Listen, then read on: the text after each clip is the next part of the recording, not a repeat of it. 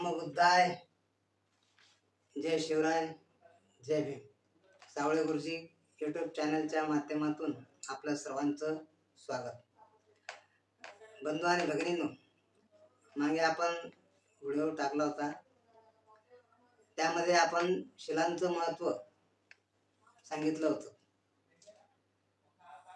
की या 5 तत्वांना, 5 शिलांना जर आपण आपले आदर्श मानले तर आपण राजासारखं वैभव प्राप्त करू शकतो. इतकं या शिलांचं महत्व आहे. परंतु हा भगवान बुद्धांचा धम्म हा समजून घेणं फार महत्वाचं आहे. समजून घेणं आणि त्याचं आचरण करणं हे जर आपल्याला जमलं तरच आपण राजासारखं वैभव प्राप्त करू शकतो.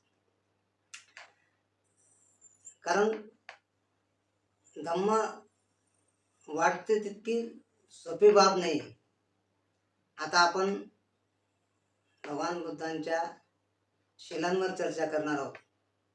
शिलांचं महत्व आपण सांगितलं, परंतु आता एक एक शील आपण घेणार आहोत आणि ते शील भगवान बुद्धांनी कशा पद्धतीने आपल्याला आचरण करायचं सांगितलेलं आहे ते आपण पाहणार आहोत. त्यामध्ये वाटते तितकी सोपी गोष्ट ही नाही आहे.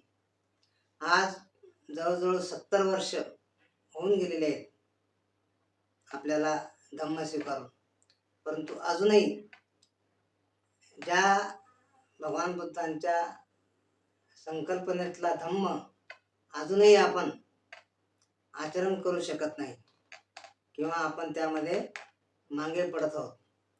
आपण आपल्या सोयीनुसार सगळ्या गोष्टी घेत आहोत, परंतु धम्म हा आपल्या सोयीनुसार घ्यायचा नसून तो जसा आहे तसा त्याला स्वीकारायचा आहे.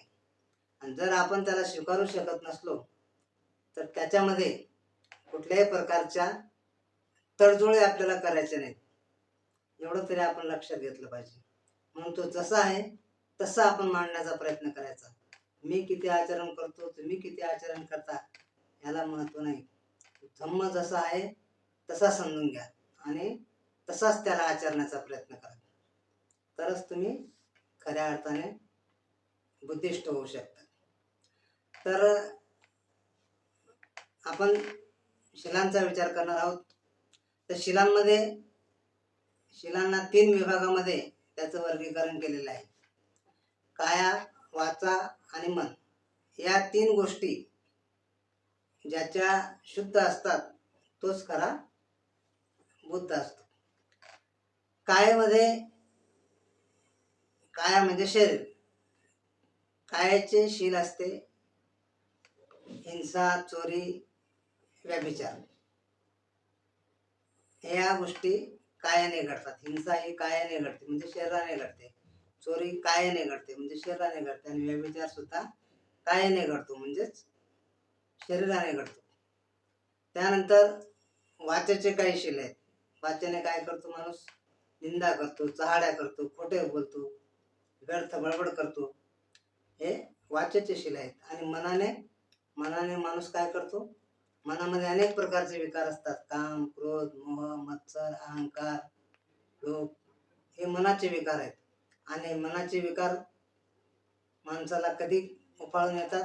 ज्या वेळेस माणूस व्यसन करतो आणि व्यसनाच्या नादी लागून मनातले जे विकार आहेत ते जास्तीत जास्त बाहेर येतात.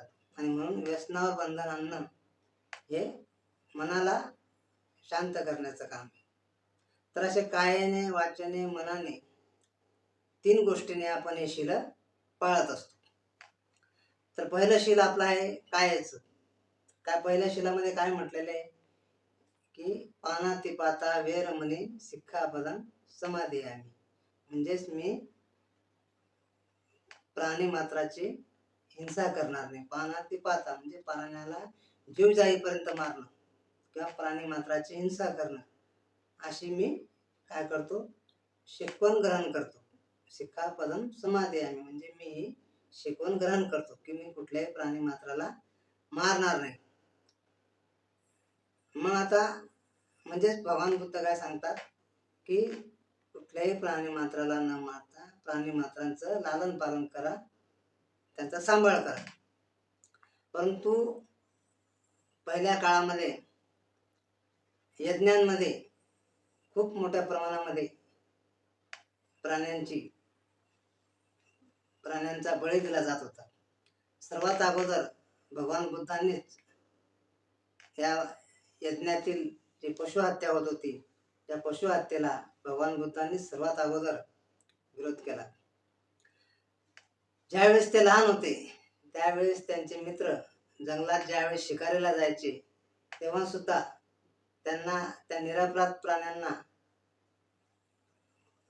विनाकारण मारणे हे आवडत नसे आणि ते त्यांच्या मित्रांना नेहमी म्हणत की निरपराध प्राण्यांना मारून तुम्ही कुठल्याही प्रकारचं शौर्य सिद्ध करू शकत नाही, असं ते लहानपणापासून त्यांच्यामध्ये कारुण्याचा गुण होता. पहिल्या काळामध्ये प्राण्यांची शिकार सर्रास केली जायची. आता मात्र तसं होत नाही. आता प्राण्यांच्या शिकारीवर पूर्णपणे बंदी आलेली आहे. चुकून जरी प्राण्याची शिकार झाली तर कायद्याने आता गुन्हा आहे. उदाहरणार्थ बिबट्याने जर माणूस मारला तर त्या माणसाला 25 लाखाची भरपाई सरकार देते. परंतु बिबट्याची शिकार जर माणसाच्या हातून झाली तर मात्र त्या माणसाला शिक्षा होते, तो गुन्हा नोंदवला जातो. म्हणून जंगलातील हिंस्र प्राणी किंवा शाकाहारी प्राणी त्यांना कायद्याने व सरकारने आपोआपच अभय दिलेले आहे. त्यामुळे ते प्राणी सुरक्षित झाले. आता राहिले पाळीव प्राणी. पाळीव प्राणीमध्ये कुत्रा, मांजर हे प्राणी येतात. आता कुत्रा आणि मांजर हे प्राण्यांचं जर आपण जीवन पाहिलं तर माणसं या दोन प्राण्यांवर जीवापाड प्रेम करताना आपल्याला दिसतात. त्यांचा दवाखाना माणसांपेक्षाही महाग असतो. महिन्यातून एकदा त्यांना आंघोळीसाठी बाहेर न्यावं लागतं. 2500 रुपये त्याचा खर्च येतो. त्यांचं खाणं वेगळं, त्यांना सकाळ संध्याकाळ फिरायला नेणं, सगळ्या प्रकारची त्यांची सेवा मनुष्य हा करत असतो. आणि तरी सुद्धा यांची जरी हत्या झाली तरी गुन्हा होतो. आता गोवंशाबद्दल जर म्हणायचं झालं तर गोवंश आपल्या भारतामध्ये देवाच्या ठिकाणी पूजला जातो. त्यामुळे त्यांचाही प्रश्न आता सुटलेला आहे. आता राहिले फक्त कोंबडे आणि बकरे. यांच्यावर मात्र कुणी दया करताना अजिबात दिसत नाही. यांची सर्रास कत्तल केली जाते. जणू काय हा निसर्गाचा नियमच आहे की हे प्राणी माणसांच्या खाण्यासाठीच बनवलेले आहेत. जणू काय यांना जीवच नाही. यांना माणसांच्या खाण्यासाठी सर्रास कापले जाते. कापणारे खाणाऱ्यांना दोष देतात, खाणारे कापणाऱ्यांना दोष देतात. परंतु तसा माणूस जर पाहिला तर मुळात मांसाहारीच प्राणी आहे. बुद्धीच्या जोरावर त्याने शेतीचा शोध लावला आणि तो शेतातील अन्नधान्य पिकवून खाऊ लागला, शाकाहार घेऊ लागला. माणसाचं असं वैशिष्ट्य आहे की त्याच्या शरीराला दोन्ही प्रकारचे आहार चालतात. सर्वच लोक मांसाहार करायचे, शाकाहारी करायचे, परंतु आणि जेवढे धर्म होते तेवढ्या धर्मातले लोक मांसाहार करायचे. परंतु महावीर जैन यांचा ज्यावेळेस उदय झाला त्यावेळेस त्यांनी अहिंसा परमधर्म हे तत्व स्वीकारलं आणि ते पूर्णपणे शाकाहारी झाले. भगवान बुद्धांनी मांसाहाराला अन्न म्हणून प्राधान्य दिलं, परंतु त्याला काही अशी बंधनं घातली की बौद्ध माणूस हा मांस खाऊच शकत नाही. त्यांनी म्हटलं की तुम्ही प्राण्यांवर इतकी मैत्री करा की त्यांची हत्या करण्याची तुम्हाला इच्छाच होणार नाही. आई जसा आपल्या एकुलत्या एक मुलाला जीव लावते, त्याप्रमाणे तुम्ही प्राणी मात्राला जीव लावा. याच्याही पुढे जाऊन त्यांनी सांगितलं की माणूस हा मांस खाऊ शकतो, परंतु ते मांस तिन्ही बाजूंनी शुद्ध असलेलं पाहिजे. त्यालाच त्रिकोटी परिशुद्ध मांस असं म्हटलं गेलंय. आता त्रिकोटी परिशुद्ध म्हणजे काय, तर आपण कुणालाही मांसाची मागणी करायची नाही. यानंतर आपण ज्या घरी जात आहोत त्या घरी मांस असेल अशी शंका आपल्या मनात येता कामा नये.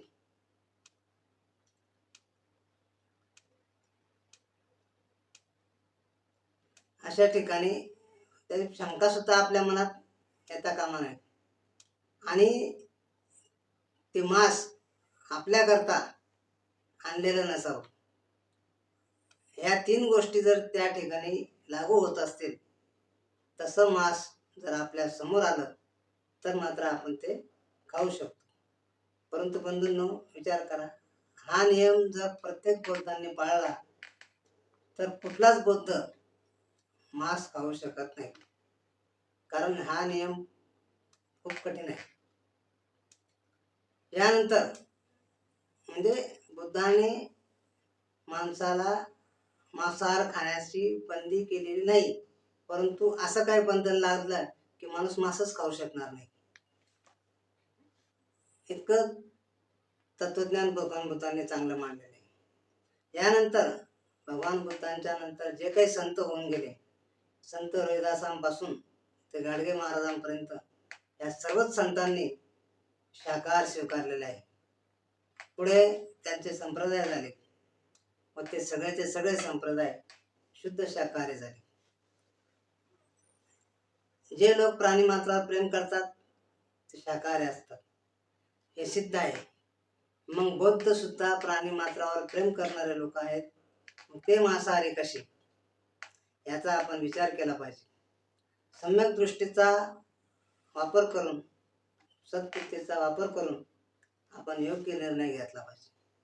भगवान बुद्धांनी सांगितलेले आहे की इच्छा आणि गरज या 2 गोष्टी फार महत्त्वाच्या. इच्छा म्हणून कुठल्याही प्राण्याची हिंसा होता कामा नये, पण जर गरज पडत असेल तर तुम्ही हिंसा करू शकता. आणि भगवान बुद्धांनी असं दुहेरी मत मांडल्यामुळे कट्टरता हे भगवान बुद्धांच्या तत्वज्ञानामध्ये कुठेच आढळत नाही. त्यांच्यामध्ये मध्यम मार्ग आढळतो. तुमचं जीवन सुखकर कसं होईल, तुमच्या जीवनामध्ये शांती कशी येईल, याच्यासाठी तुमच्या बुद्धीचा योग्य वापर करून तुम्ही प्रत्येक शिलाचं पालन करायचं आहे. कोण काय म्हणतं याला महत्त्व न देता तुम्ही तुमच्या सत्सत विवेक बुद्धीला जे पटत असेल किंवा प्रसंगानुसार जसं तुम्हाला वागता येत असेल तसं वागून तुम्ही या शिलाचं पालन करा, असं भगवान बुद्ध आपल्याला सांगतात. म्हणून आपल्या विवेक बुद्धीचा, प्रज्ञेचा वापर करून या शिलाचं आपण पालन केलं पाहिजे. एवढंच या ठिकाणी सांगेल. बुद्धाच्या, धम्माच्या, संघाच्या बलाने आपलं सर्वांचं जयमंगल हो अशी अपेक्षा व्यक्त करतो आणि याच ठिकाणी थांबतो. जय भीम, जय संविधान.